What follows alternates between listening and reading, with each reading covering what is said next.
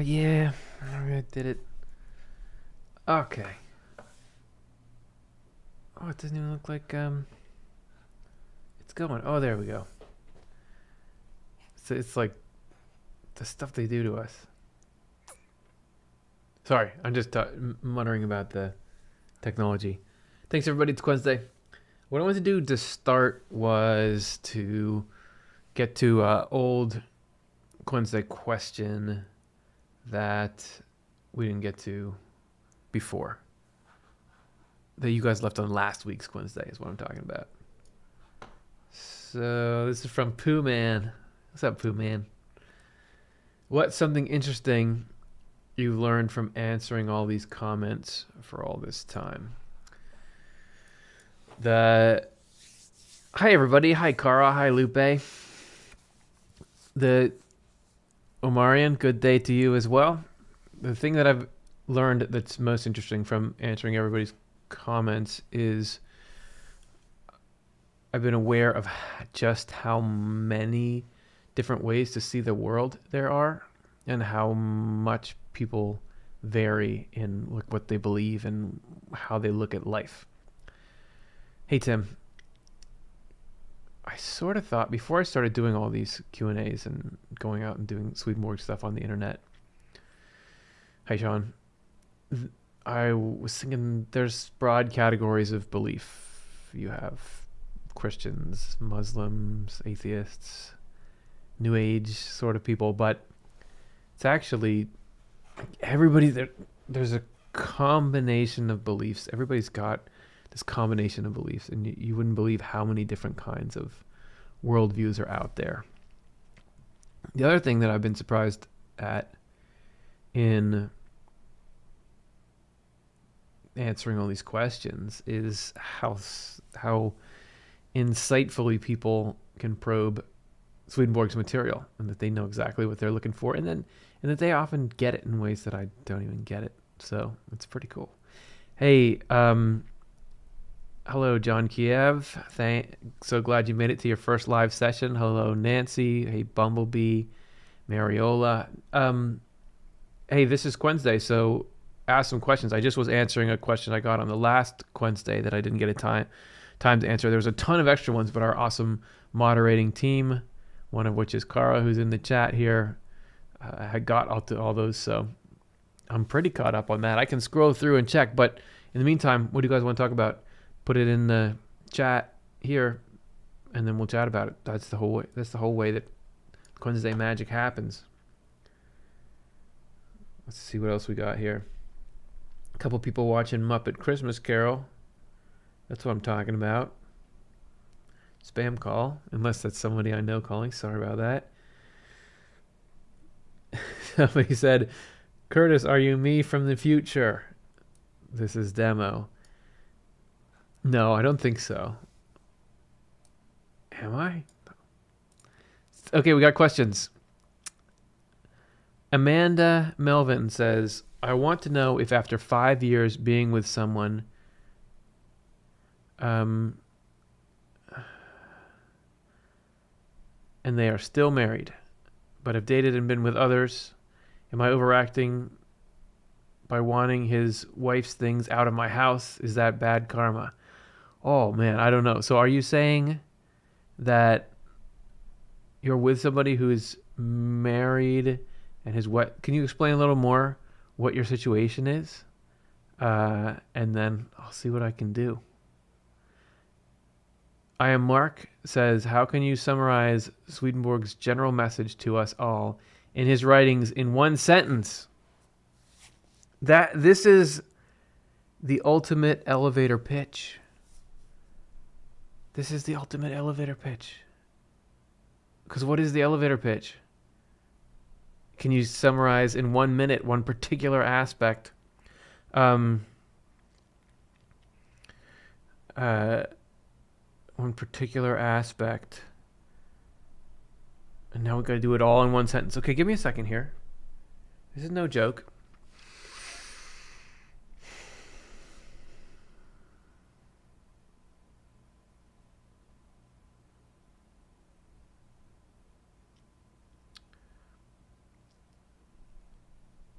I think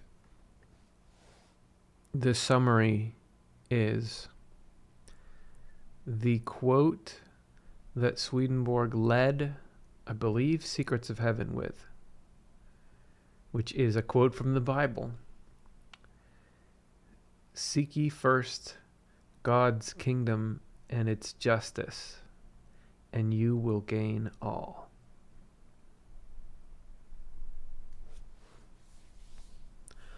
I think that's what it is. Because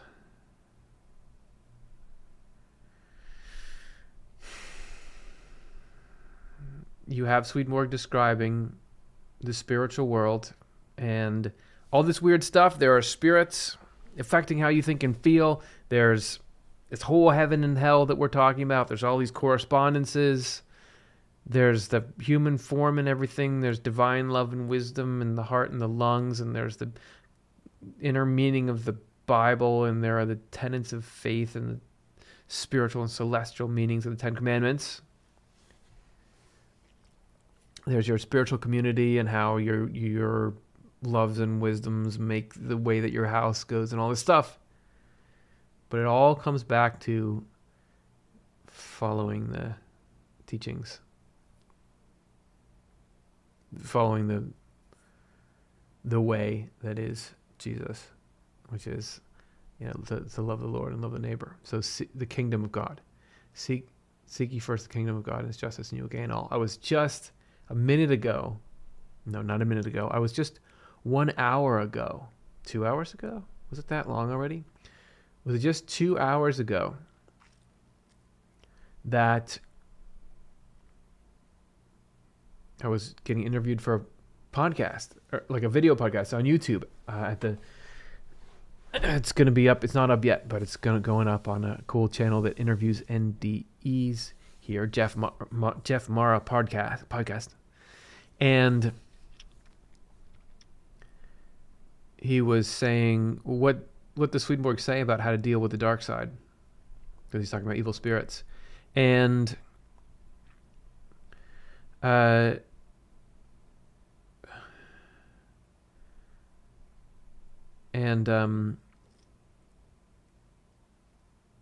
he was saying, how do you deal with them?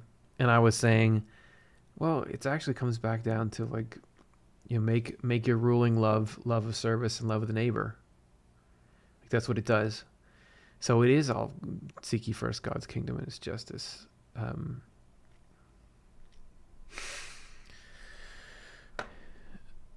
So there's that's an intense question, but hopefully I've given a good answer there. Colin Vickers, question: why did the Lord cause/allow humanity in ancient times to be deracinated from the state of commonplace interaction with the spiritual dimension? Spiritual dimension, if you're going to communicate with it, the proper channels have to be in place. And the people that communicated with angels and spirits did so by their knowledge of correspondences. So when they saw the regular physical stuff in the world, it made them think spiritually because they understood that it was a symbol for something more. They understood that it was teaching them, and in some complex way that we don't quite understand it now. And so because of that, even though they were living naturally, everything they interacted with when they were living, it caused them to think spiritually, think on that frequency. And it was something about their being immersed in thinking that way that allowed their interaction with angels. So it's not even like, oh, they could keep talking to angels, but God cut it off.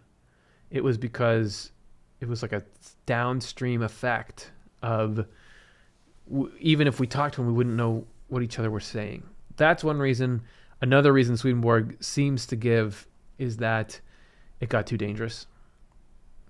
He says in several places that nowadays it's rarely allowed to talk to spirits because it's dangerous, because the spiritual world has become such a negative place. So if everybody just had access to it, we couldn't handle it.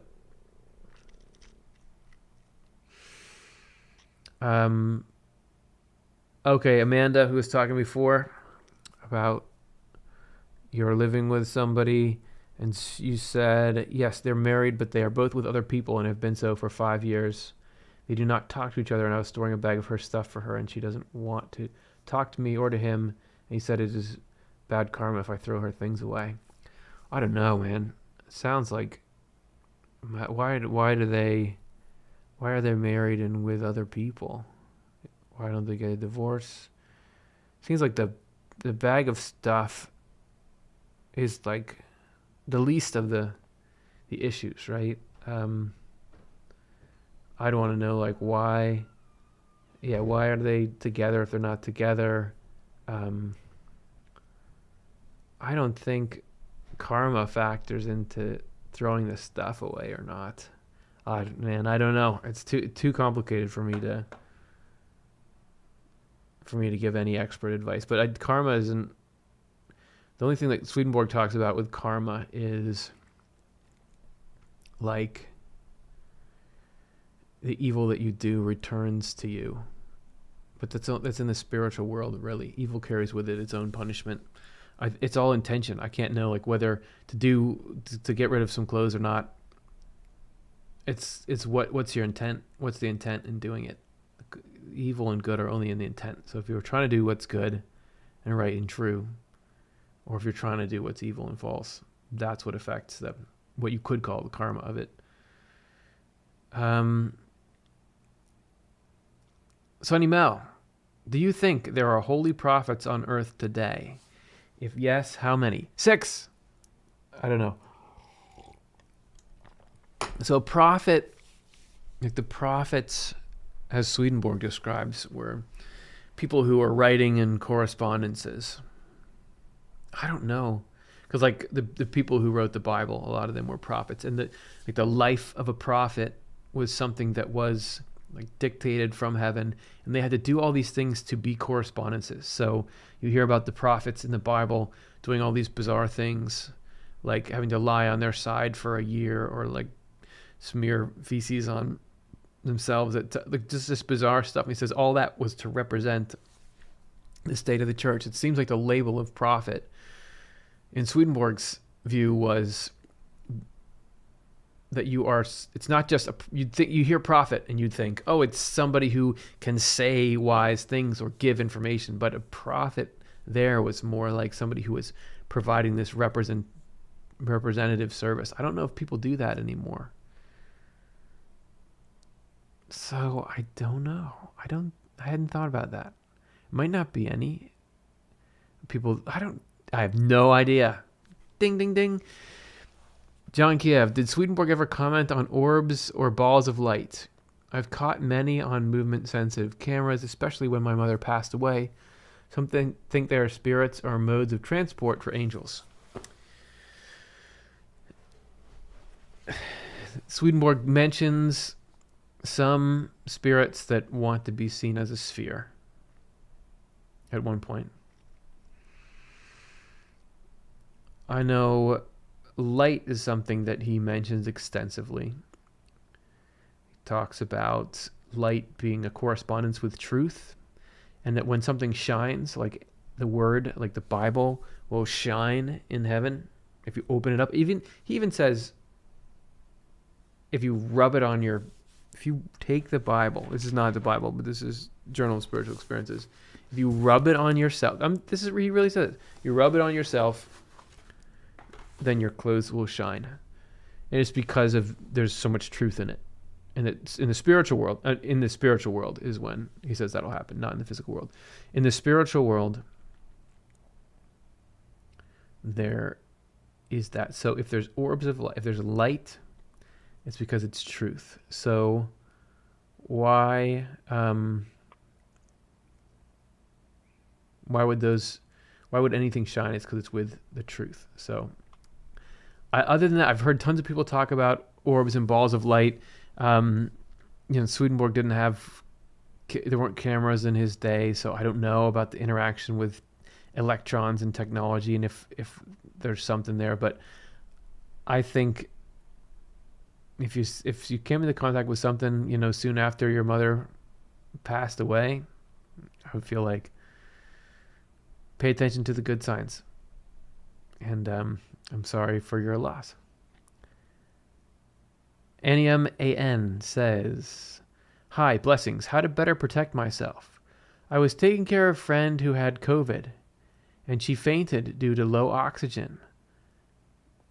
And I held her so she wouldn't fall. And at that moment, I felt all that she felt. Well, that's very nice of you to be putting yourself out there to take care of someone who is that sick. As far as like how to protect yourself from feeling other people's feelings, unfortunately, I don't know. I don't have anything on that.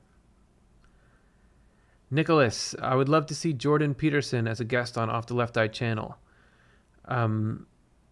His views are so Swedenborgian. I wonder if how he arrived at his line of thoughts, having read nothing of Swedenborg. He keeps asking to be on the channel, and I keep saying no. I'm just kidding.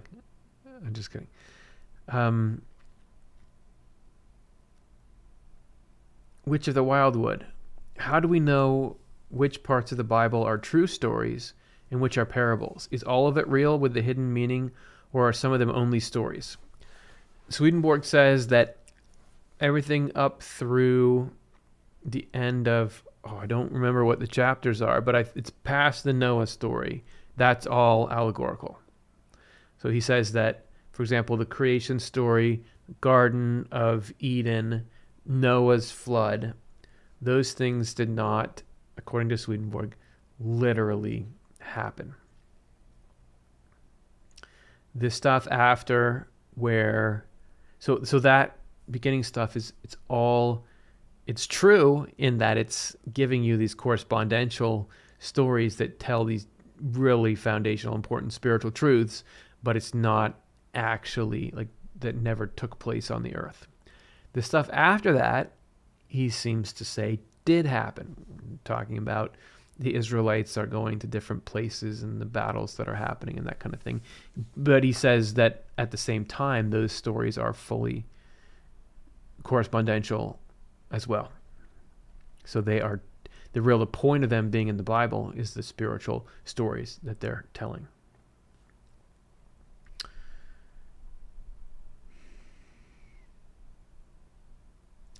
Tree root locks. Is it bad using a ghost box to communicate with a loved one that is passed? I don't think, as I was saying before, it's not about, like, the few actions are inherently bad or good. It's your intent. Some of them are just going to always be harmful, but it's your intent. So I don't know. I couldn't say like, this technology is good or bad, but let me search it out, because we've got a show called Is It Safe to Talk to Spirits? Let's see. I just saw the thumbnail right now for Wednesday is me like going like that because it takes an auto thumbnail. Good. Hopefully that'll get a lot of people to click. It says it's like the spirits. Oh, come on now. Swedenborg. Sorry, everybody. Thanks for putting up with me searching this stuff like a mad, frantic maniac. Here we go. Come on now. Stop. Don't play that sound. Okay. I'm posting in the chat right now. Is it safe to talk to spirits? Because Swedenborg talk to spirits all the time, but it's not something, as I was talking about in this earlier question about why can't everyone just interact with the spiritual world? It's just like talking to people. You got to know what you're doing, or else people will take advantage of you. Okay.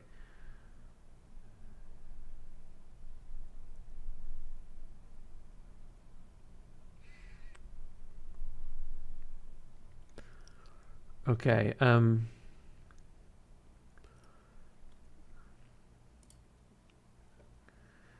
Okay, so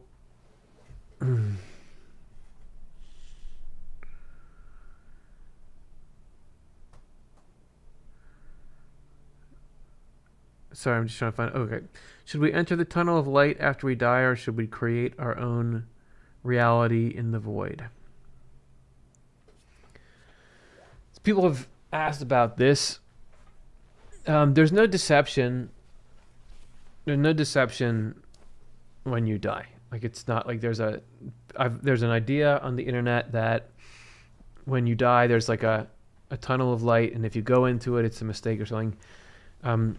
Only deception comes from hell, right? Falsity only comes with evil. And when you die, everybody, good or bad, no matter what's gone on in your life, is in a protected sphere because you're accompanied by angels. Swedenborg describes these very vividly, and that they shield you from anything that's not from heaven. So,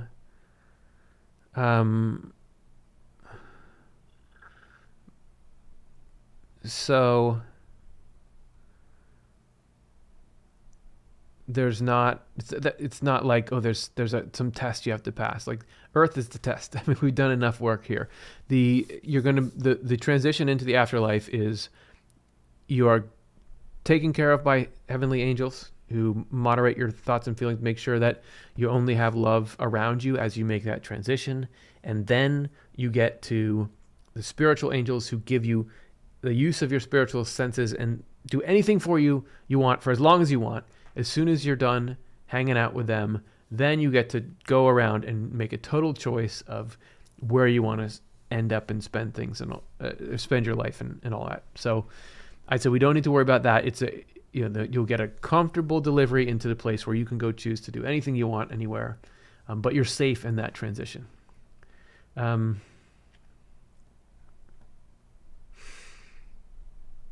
right.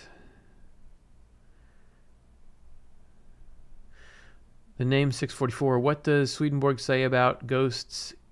Evil one. There's evil spirits, as many evil spirits as there are evil people. So everybody who's had a life of enjoying harming other people and enjoying putting yourself above other people who have made that their life and defended it with justifications, that's what an evil spirit is. When you commit yourself to that, that's an evil spirit. So everyone throughout history who's done that after death, if they stay in love with doing that, is what's called an evil spirit. And what they want to do is continue to have those same joys of harming people and putting themselves first. And so they'll hurt anyone they can come across. So Swedenborg was constantly, every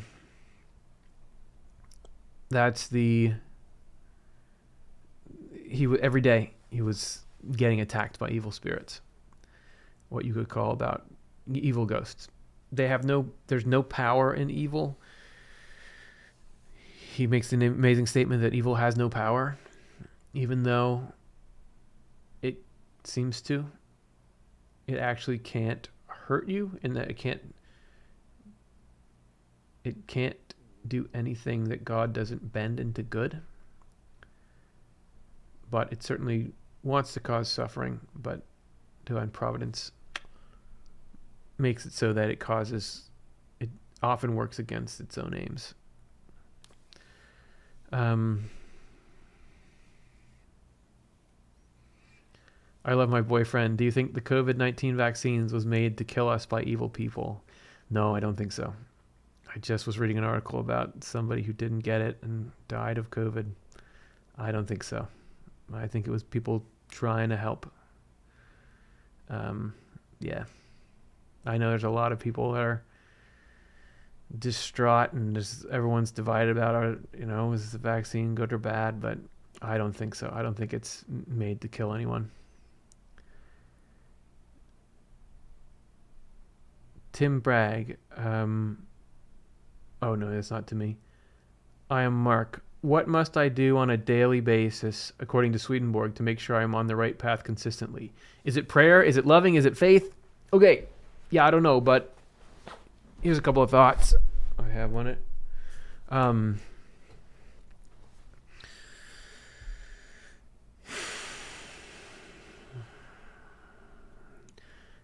The fundamental thing you do daily is go and do your job, whatever it is, whether it's your occupation, whether you're a homemaker or you're a parent, whatever, or you're searching for a job, whatever your function right now in society is, do that sincerely, honestly, justly, faithfully, and If you want, like, that's the heart of charity, because through that you're thinking of how can I make the world a better place through trying to do this. As far as the shunning evil side of it, you can do something called self-examination. So just as a one-time event, look in yourself, just think about, like, what kinds of things do I enjoy, what do I like to do, what do I justify, and examine yourself and pick one thing that you believe, not that someone told you, but that you really believe this is against the divine nature. This is not good. I'm not glad to be doing this or to be like this. And you pick that one thing and you ask God to help keep you out of it. And then throughout your day and throughout the following days or months, whenever that comes up, try to, and there's an enticement to do it, try to not do it. And you don't have to get it every time, but just try to not do it. And Swedenborg says that's enough to set you on the path. Let me make sure I answered the question. Right path consistently. Then self-examine yourself at regular intervals. It doesn't even have to be that often. He even says, like, once or twice. Let resist these evils once or twice a month, and examine yourself every year. So I think you can do it a lot, but it's not this, okay, let's go. Try to make a commitment and do it some. And then you can notice a change. So yeah, I'd say as long as you're in that cycle of self-examination, repentance, and then trying to do your use in the world, which will teach you to, God can use that to make you love usefulness. That should be on the right path. Okay.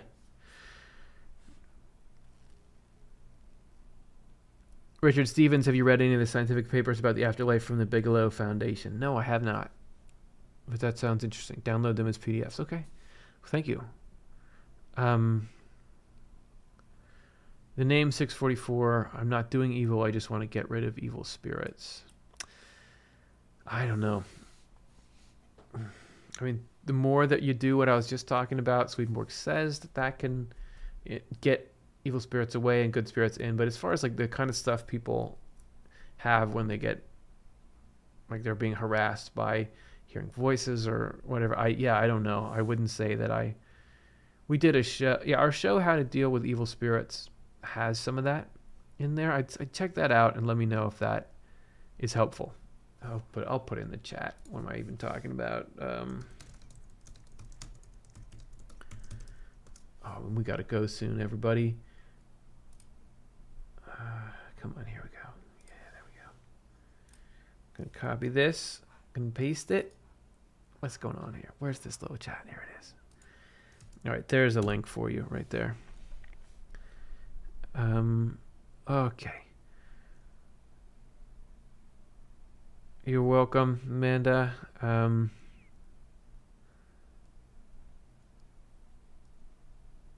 Lupe says, are dreams giving messages? Some dreams are. Yes. Swedenborg's Journal of Dreams was how he started his spiritual experiences, was writing down all these dreams he was having, and they were very clearly giving him messages. He says there are 3 kinds of dreams. One that comes from evil spirits, that is, like, scary and just trying to scare you. One is sort of incidental, nonsensical. You're picking up almost like static from the spiritual world. And the third kind is from heaven, and it's prophetic and it's meaningful. I don't know if you can ever be totally sure which is which, but some dreams very much do have messages. Do you remember where Swedenborg mentions spirits that want to be seen as a sphere? Okay, let me see if I can look it up. Spirits that want to be seen as a sphere. Okay.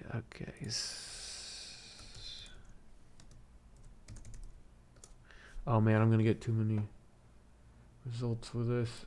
Okay, come on.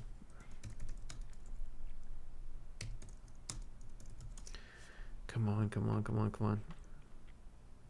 Oh man. The problem is that he also uses the word sphere to talk about like an aura. So there's mention of spheres all over the place. Let's see. Maybe it's up here.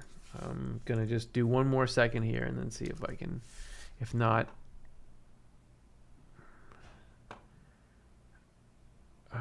man.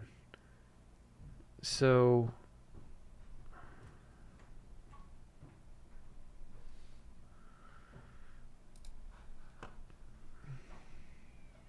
he talks about spirits from other planets appearing like a sphere in Other Planets number 43. Sorry, ask the question. If you ask that question in the comments, our moderation team can get to that and get it to you.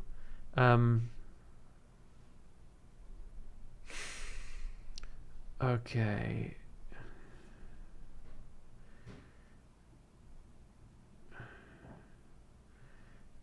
Cool, man. I'm getting to the end of our time here. Let's see.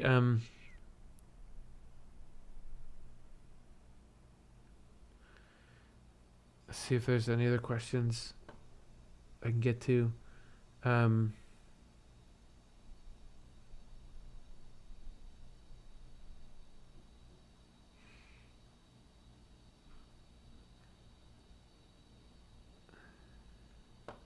Yeah, Colin said, I think the sphere spirits were in the Book of Life on Other Planets. That's right.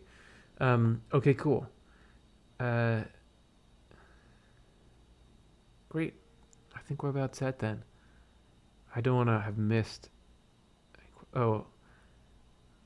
Hello, is there a link with the Swedenborg's Biblical commentary with the book of Ephesians? You know where you can go? There's a great resource. It's called newchristianbiblestudy.org. And it's where you can like see the Bible and Swedenborg's text alongside it. So if you go, it should be that you could go there and you can click. Yeah, you can get to like Ephesians. Now, I don't know. There's not a ton. He doesn't go through explanations of the new. It's just Genesis and Exodus that it gives like the full secrets of heaven treatment to. So you can try clicking on some of the links and the terms in there and stuff, but I don't know if he does a lot of referring to that book. So there you go. Hey, okay. Last question. Here comes the last question. I'm sure this is going to be super easy. Hello, Curtis. Question from Germany. Hello, ich heiße Curtis. Und du? I took German in high school. Is hell a one-way street? No way out? I read often Swedenborg, but didn't find an answer yet. Thanks. Yeah. That's my answer. So I'll say that hell and heaven are both things that you build into yourself over the course of your life here. You build heaven and hell into yourself over the course of your life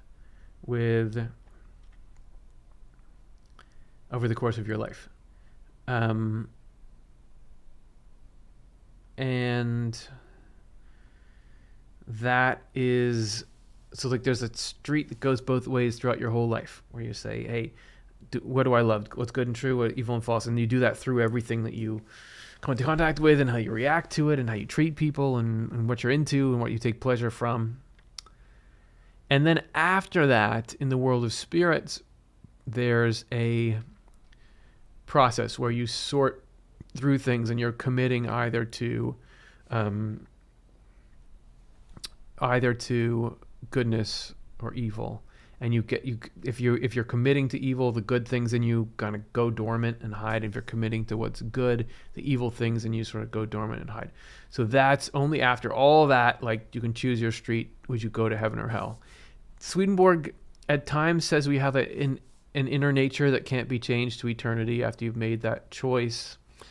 Other places earlier in his works, he describes people that have chosen hell getting sort of through a lot of really painful experiences, getting repurposed and being able to then participate in society a bit.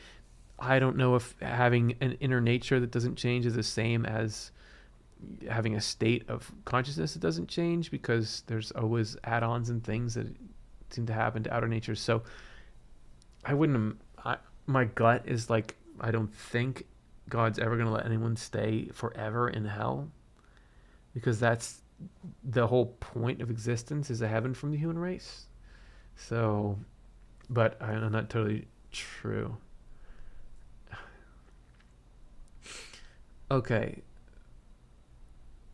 Amanda, will we attain heaven on earth? Yeah, heaven is something you build into yourself. Heaven is something you build into yourself. So you can, heaven on earth is heaven is the sharing of love. Heaven is the pleasure we find in doing something that is in accord with the divine design. Those are two quotes of Swedenborg. So your spirit's literally in touch with heaven whenever you're doing two of those things. So you've all experienced little bits of heaven, and the more that we reject things that are against the divine design. So reject anything that you believe to be evil and harmful, anything that goes against the inner sense of the Ten Commandments, then you can be doing some heaven.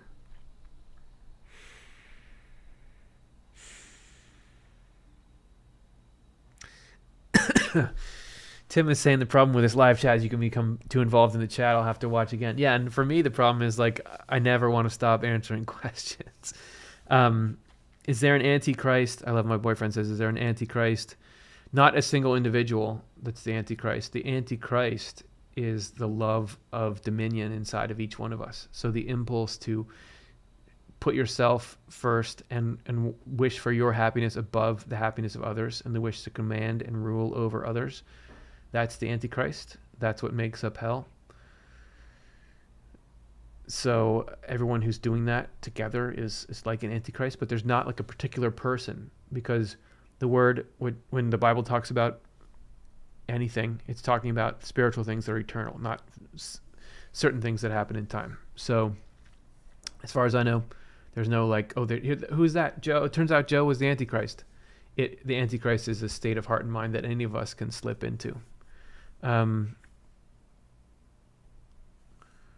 Quantum Guy 39, are good and evil just perspectives? No. You could look at them under a microscope and see that they're different. They're fundamentally different things. Swedenborg talks about actually like being able to see people's minds that are immersed in good and immersed in evil, and seeing that when you're in evil, like the very like substructures of your spirit are backwards.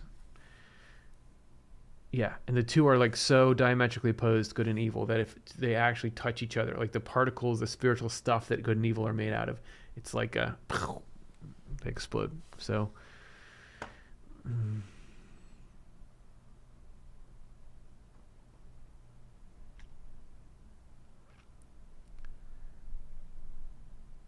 okay, cool. I'm just checking up on the Eleanor says, why do some people go through life with nothing but very bad luck and misfortune, no matter how good they strive to be? But good things can happen to very bad people. Man, what's good and what's bad? Divine providence is focused on what's eternal. You can have good things happen to bad people, as in somebody who is doing that love of dominion and trying to dominate and making... oh yes, Sean Smith says matter and antimatter for like good and evil. Yeah, you can have people who are living what you call an evil life, like they are doing everything that is harmful to others and love of dominion centric. And look, they get rich and powerful. Being rich and powerful can be a blessing or a curse depending on what it does to your spirit. Because in 70 years, you'll have died, and you don't take any of the richness with you, and you don't take any of the power with you. But if that corrupted you, you do take that with you. If it made you more and more into a love of self and love of stealing the goods of other people, then that ruins your spirit. So it's not good to get it. And people who go through all these hard things and the bad luck that they get, yeah, it's painful at the time. And I've definitely had my fill of having painful things happen in life. But if that's leading you to develop the kind of humble, empathetic heart where you don't put yourself above other people and you are horrified at evil and what it does, that is more valuable than anything else, because that will give you spiritual happiness on the other side to eternity. So I think the answer to why doesn't it seem like things play out fairly? Why aren't you rewarded in proportion to if you're being good or evil? It is because we don't know what those rewards are till you understand what they do spiritually. And that's the only thing divine providence is concerned with, because that's what lasts forever. Thanks, Colin. You said, thinks Curtis is awesome. I think you're awesome, Colin. Thanks for all your help with all kinds of things. Eleanor says, no, I'm not talking about money. She was the one who was just asking that question. What's going on? For example, 5 members of my family have died. Yeah, that's, oh, did you, okay. That message was retracted, so I won't say anything about it. If there's another thing with that. I've had people in my family die, and it's like, man, it's the worst thing in the world. And that's not necessarily about you. It's about that's a whole other thing. What's going on for their lives, and in the end, it would only be allowed to happen. And I haven't seen it, but I believe it's true that it only is allowed to happen if in the end you're all going to be happier together forever, even if the weeping may last through the night, but joy comes in the morning. So sorry about that. Neil Wilson. Okay, I'm going to keep going.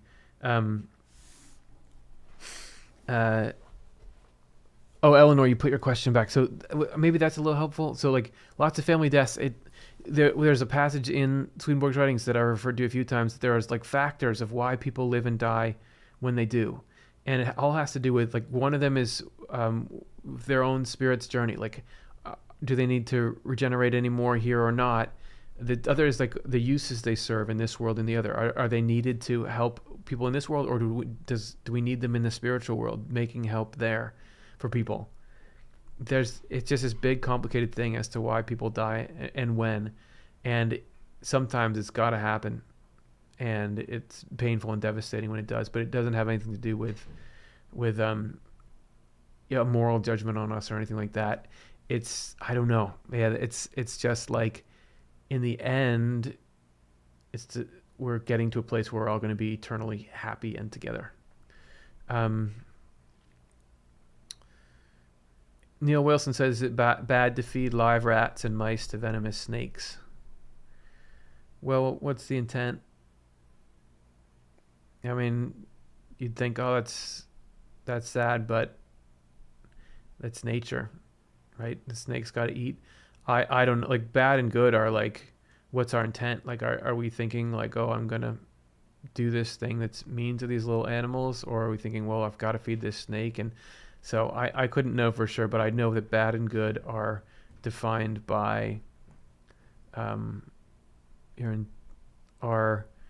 whether, I know I'm making it sound like good and evil aren't separate things, but I mean, like, whether or not you had a good heart in doing it, or you had an evil heart in doing it, whether or not the thing itself is inherently good or evil, depends on your intent. So when it's a gray area, there's like the evil that's out there, and then the evil that would be, or the good in your heart, and the goodness that's out there, and the goodness. So you can be doing something evil, but from a good intention, and that means, you're not to blame for it. It still can cause harm, but it's not as bad as doing something bad from a bad intention. I don't know for sure if you're supposed to feed.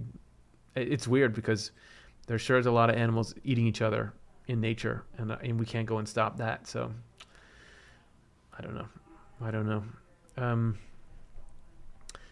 I love my boyfriend was saying, I'm thinking about getting the book Heaven and Hell. Yeah, man, I recommend. You can download it for free. Let's see, where can we go? Swedenborg.com. Where is it then? Huh? Heaven and Hell? Where's it go? Yeah, we're gonna search it here. Sorry, I'm just talking myself through this. I'll hit you up with a free download link. Oh, there's a large print edition.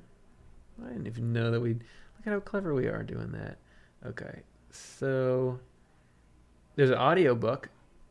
I'll give you the link to the regular book, but if you go all the way to the bottom of it,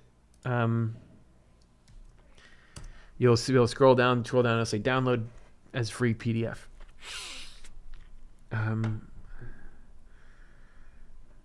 Okay, cool. All right, the very last one I'm going to do. Marie McLeod Sturck. Why are humans so judgmental? It's because we're all dealing with a default nature of love of evil. Like, you just come into the world with that. That's heredity. And evil, like, we all struggle with doesn't mean you are evil, but it means you struggle with tendencies toward evil. And evil loves to point out evil in other people, or accuse people of evil and condemn them. Isn't that funny? It's not the good. When you're really good, you look around for what's not good, and I'm going to judge that. Swedenborg again and again says angels like to put a good interpretation on what people are doing, and evil spirits long to judge and condemn people. So we all just have that love of self, that evil tendency, negative tendency to want to judge and critique. Because why? Because it's fun. Because if every evil has a pleasure with it. So yeah, it feels good to be right and someone else is wrong. It feels good to, if you have a grudge against someone, find something you can get them for. That's like what evil's doing.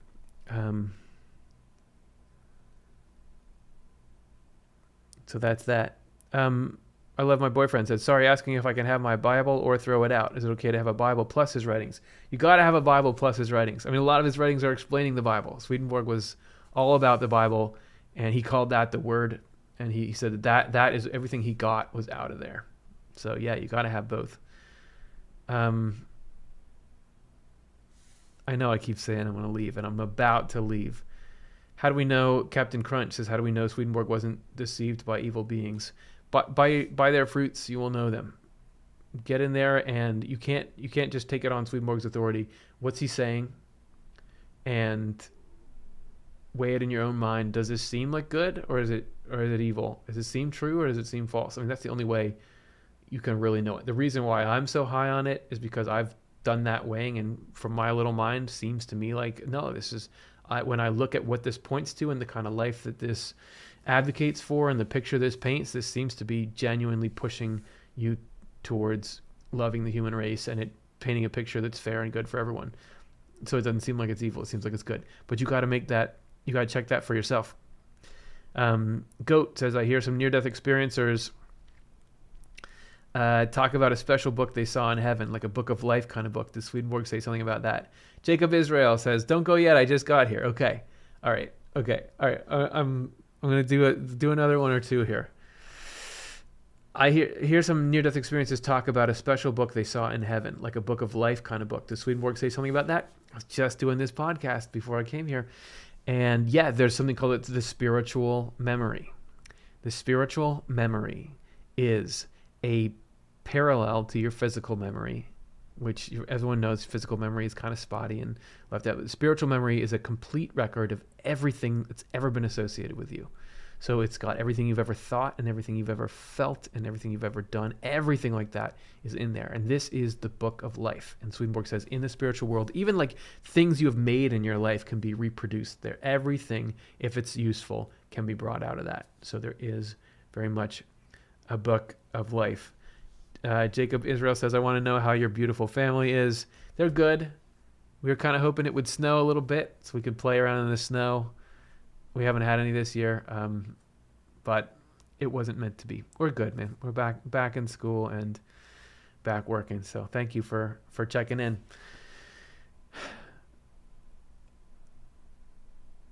Yeah. Shelly says, just tuning in. We'll watch from the beginning later. Love listening, Curtis. Thanks, everyone. This has been really fun. Thanks, Jacob, for showing up at the end. Thanks, Stephanie.